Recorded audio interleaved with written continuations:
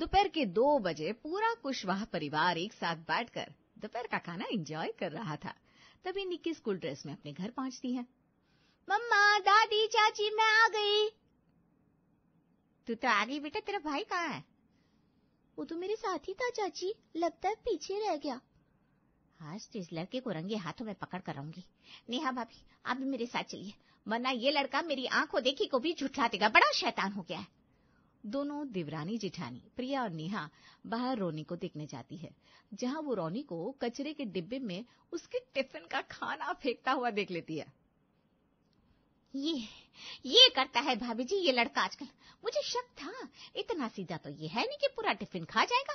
कल जब मैंने इससे पूछा कि तुझे पराठे कैसे लगे, तो कहता है बड़ी टेस्टी थे मम्मी। अरे काहे के पराठे भाई, मैंने तो टिफिन में पोहे दिए थे। यानी कि ये टिफिन खोल कर देखता तक नहीं है। भाभी, इससे अच्छी तो हमारी निक्की है, कम से कम घर का खाना तो खा लेती है, बना बनाया खाना फेंकती तो नहीं। ऐसी कोई बात नहीं है प्रिया, सारे बच्चे आजकल एक से ही हो गए। प्रिया आगे जाती है और अपनी बेटी रोनी का कान पकड़कर उसे घर लेकर आती है, जहां लग जाती है रोनी की क्लास। देख लीजिए पापा जी, कल रात ही रेस्टोरेंट जाकर आए ना, और आज फिर से इसके नखरे शुरू हो गए। एक तो नाश्ता करके नहीं जाता, उल्टा अपना लंच बॉक्स भी रोज कचरे के डब्बे में डाल देता है। फिर आप कहते हैं मैं इस लड़के के साथ सख्ती बरतती हूँ। मम्मा क्या कह रही है रोनी? क्या किया आपने? आपने मुझसे वादा किया था ना कि रेस्टोरेंट में चाउमीन खाने के बाद आप रोज ब्रेकफास्ट करोगे। तो ब्रेकफास्ट में मम्मी ने मुझे उपमा बना कर दिया दादू, मुझे चाउमीन खाना था। मम्मी चाउमीन देती तो मैं ब्रेकफास्ट जरूर करता। अरे बेटा, ऐसे हर वक्त चाउमीन थोड़ी ना खाता है। देख कैसे हम सब दाल चावल खा रहे हैं ना। चल आजा, मेरे पास आजा, दादी राजा बेटा को चावल खिलाएगी। अब भी खा लो, मुझे नहीं खाना चावल। ये कहकर रोनी अपने कमरे में भाग जाता है और खाने की थाली लेकर निक्की भी अपने कमरे में चली जाती है। ये तो रोनी कुछ ज्यादा ही शैतान होता जा रहा है प्रिया। और इसके पापा भी है कि कुछ बोलती नहीं। अब मैं क्या करूं? मम्मी जी आप बताइए, दिन भर मैदा खाएगा तो तबीयत तो इसकी खराब होगी ना, या मेरी? पर हम सब एक साथ मिलकर अगर उसे समझाएंगे तो मुझे नहीं लगता वो समझेगा, उल्टा और चिड़चिड़ा हो जाएगा। मैं एक काम करती हूँ, जाकर निक्की से कहती हूँ, निक्की उससे बात करेगी ना तो जरूर समझेगा। नेहा अपनी बेटी के कमरे में जाती है और देखती है निक्की वहां है ही नहीं। ये निक्की कहाँ चली गई? अभी तो खाने की प्लेट लेकर अपने कमरे में आई थी। तभी नेहा को बाथरूम में फ्लश की आवाज आती है और वो जैसे ही बाथरूम का दरवाजा खोलती है, देखती है कि नेहा सारा खाना फ्लश कर रही है। शर्म नहीं आई तुझे? हाँ, मुझे तो लगा था कि यहाँ रोनी ही बचपना कर रहा है, पर तुम भी वही कर रही हो निक्की। अरे कौन ऐसे खाने को टॉयलेट में फ्लश करता है? तुम्हें नहीं खाना था तो मुझे कह देती। जैसे कि मैं कह देती और आप सुन लेती। मम्मी, मुझे दाल चावल भिंडी की सब्जी नहीं खानी। मम्मी, नूडल्स तो आप देती नहीं। जब देखो चावल दाल खा ले, चावल दाल खा ले, प्रोटीन है, कार्बोहाइड्रेट है। अरे नहीं खाया जाता मुझसे दाल चावल। और आज तो आपने हद ही कर दी, टिफिन में भी मुझे राइस बॉल्स दे दिए। घर के दाल चावल कम थे कि टिफिन में भी यही सब खाऊं। अब तो मैं परेशान होकर टिफिन भी कंडक्टर भैया को दे देती हूँ। मसला मसला मसला, कुशवाहा परिवार के लिए बच्चों के मुंह का स्वाद एक बहुत बड़ा मसला बन गया था। ठीक है बेटा, आज के बाद मैं क्या, कोई भी तुझे घर का खाना खाने को नहीं बोलेगा, और अब से तुझे इस घर में परोसी जाएगी सिर्फ और सिर्फ चाउमीन। नेहा ने गुस्से में अपनी बेटी को ये कह तो दिया था, पर उसे समझ में नहीं आ रहा था कि वो क्या करे। दोनों बच्चों के सोने के बाद पूरे घर में एक बैठक बैठती है। बच्चों की साइकोलॉजी पढ़ी है मैंने पापा, और मेरे हिसाब से दोनों बच्चों को ठीक करने का एक ही उपाय है, उन पर से चाउमीन खाने की बंदिश को पूरी तरह से हटा दिया जाए, ताकि वो चाउमीन खा खा कर बीमार हो जाए। हमने मना करके तो देख लिया ना मम्मी, कोई रास्ता निकला नहीं ना। मैं तो कहता हूँ बच्चों के साथ साथ अब तीनों वक्त घर पर हमें भी चाउमीन खाना ही शुरू कर देना चाहिए। वो कहते हैं ना, किसी चीज को अगर छोड़ना हो तो उसे इतना खा लो कि आपका मन उस चीज से खुद ब खुद उब जाए। अरे वाह जी, अनजाने में आपने बहुत बड़ी बात कह दी। अब आप बेफिक्र हो जाइए, मैं सब कुछ संभाल लूंगी। और अगली सुबह नाश्ते में टेबल पर परोसी जाती है जुकीनी। मम्मा नूडल्स? हाँ बेटा, आपको सिर्फ और सिर्फ चाउमीन खाने थे ना, तो पापा ने बना दिए स्पेशल नूडल्स जुकीनी। तुम भी खाओ ना निक्की। अरे सिर्फ बच्चे क्यों खाएंगे, हम भी खाएंगे। मैं भी तो देखो ऐसा क्या है इन नूडल्स में जो मेरे बच्चों को इतना पसंद आता है। बहू मेरे लिए 2 पराठों के साथ ये जुकानी नूडल्स लेकर आना। महेश को इस तरह चाउमीन खाता देख सुजाता मुंह बनाते हुए उसके कान में कहती है, आप ये रोटी के साथ चाउमीन कैसे खा रहे हैं? अरे भगवान, ये जुकीनी है, यानी कि तोरी से बनी हुई चाउमीन। अब तोरी की सब्जी के साथ पराठे तो खाए जा सकते हैं। चलिए आप भी खाइए।